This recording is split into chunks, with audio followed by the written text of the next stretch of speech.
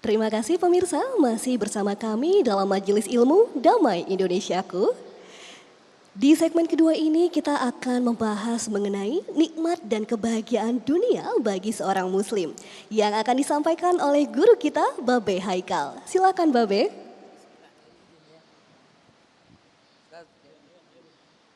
Bismillahirrahmanirrahim. Assalamualaikum warahmatullahi wabarakatuh.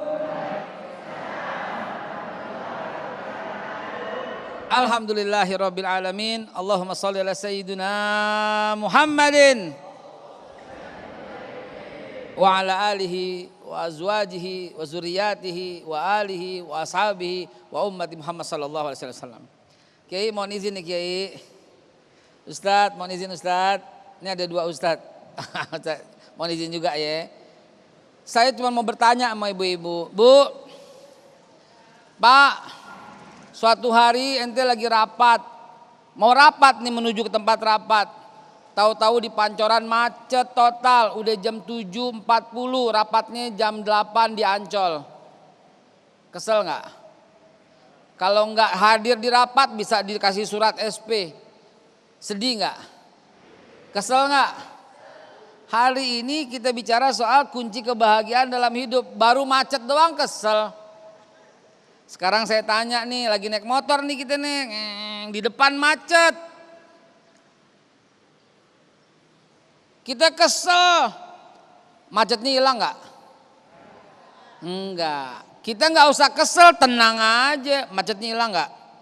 Enggak juga. Kenapa pilih kesel? Paham? Paham?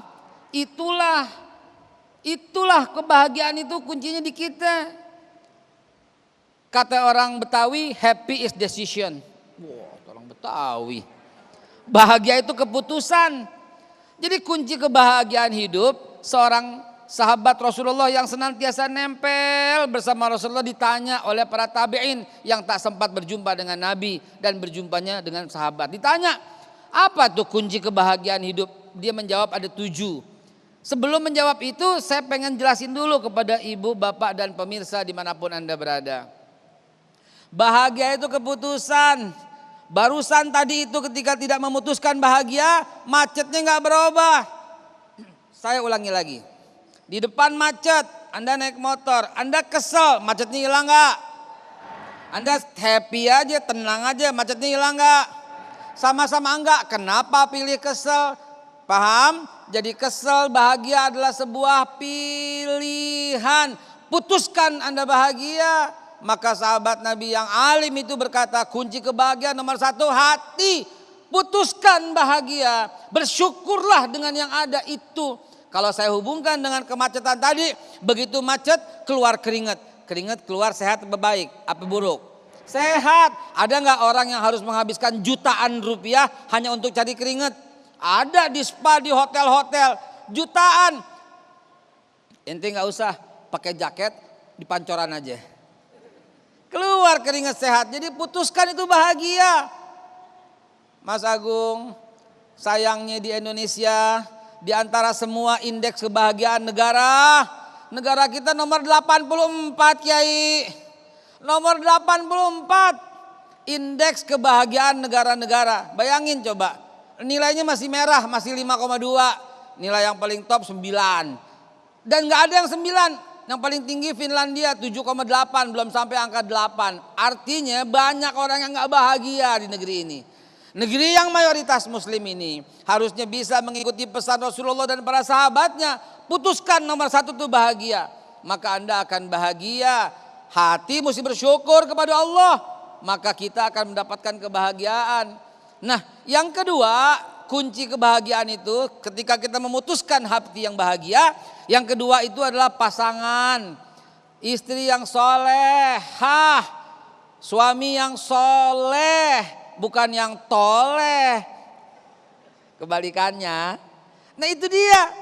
Kunci itu nomor 2. Sehingga dengan pasangan kita indah banget. Ya Allah, di rumah itu disambut. Kayak layanan bisnis kelas. Coba Pak, kita capek-capek di rumah, capek-capek di jalan, lagi waduh macet segala macam begitu. Pulang ke rumah istrinya kasih minum air ketumpahan cuka, bahagia nggak? Bahagia nggak? Jujur aja coba, bahagia nggak? Tapi ini pernah terjadi pada Rasulullah walaupun tidak sengaja. Tapi Rasulullah tetap putuskan bahagia. Dia minum sampai dengan habis. Ini sebuah contoh, ya. Dan yang ketiga selain istri, anak yang soleh dan solehah, anak yang taat kepada orang tuanya. Ini kunci kebahagiaan nomor 3. Ini nggak main-main nih. Yang ngomong nih saya mengutip ucapan sahabat Rasulullah. Jadi kunci itu dia tuh pegang tuh baik-baik pesan yang di hari yang indah ini. Yang keempat, lingkungan. Karena boleh jadi rumah tangganya enak. Istrinya, suaminya mendidik anaknya dengan baik. Lingkungannya juga oke. Tapi lingkungannya nggak oke bagaimana itu? Berteman dengan teman yang hati-hati.